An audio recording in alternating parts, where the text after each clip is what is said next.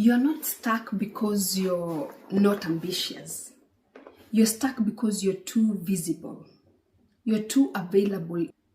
You're too focused on what everyone else thinks about you. And I know this because I've been there. There was a time in my life when I lost everything. And I did the one thing that nobody saw coming. I went completely ghost for a year. Unlike most people, my downfall made news headlines in the mainstream media. It felt like my entire life was on display and everyone was watching, waiting to see if I'll sink or swim. When I was trying to reinvent myself and figure out where to start, it became clear that visibility was a distraction.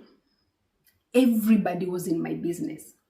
I quickly realized that I actually owed nobody an explanation. I disappeared and rebuilt my entire life. So I quit social media, I changed my phone number. The first few weeks of going ghost felt strange, uncomfortable even. But slowly it started to feel like something else. It started to feel like freedom. Because suddenly nothing was pulling me sideways and I was no longer performing progress for an audience. When you go ghost, the longing for validation and belonging doesn't disappear. We are human beings after all, but you stop drowning in the chaos around you. And that's when you can finally lock in slowly, piece by piece, and start rebuilding. And somewhere in that silence, you become aware of something else. You had traded your one life, the one that you will ever have, for the approval of people who would criticize you for breathing too loud.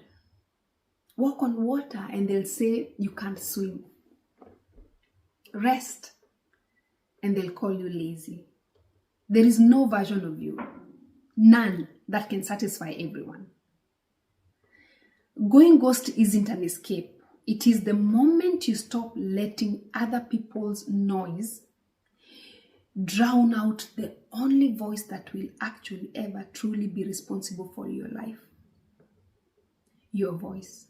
The truth is, if you remain frozen, waiting for permission, life will not pause.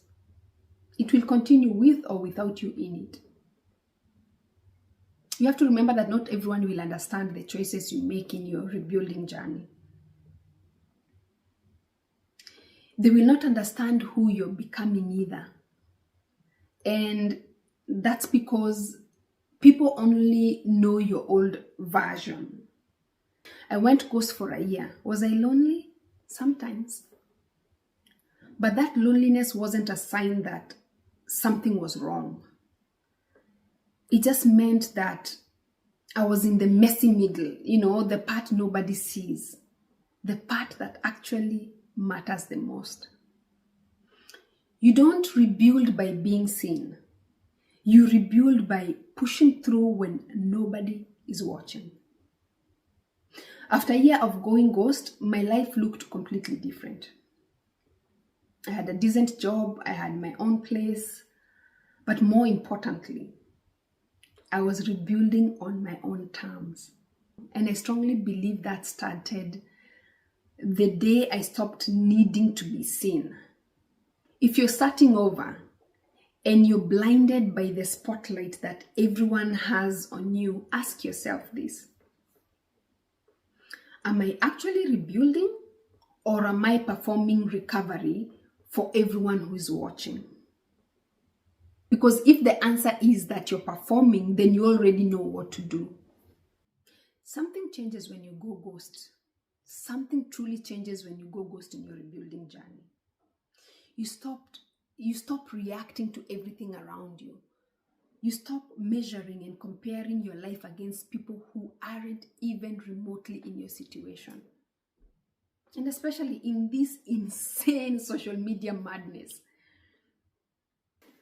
Tell me in the comment section, where are you on your rebuilding journey? I hope this message resonated with you. That's all for today, and I'll see you in the next one.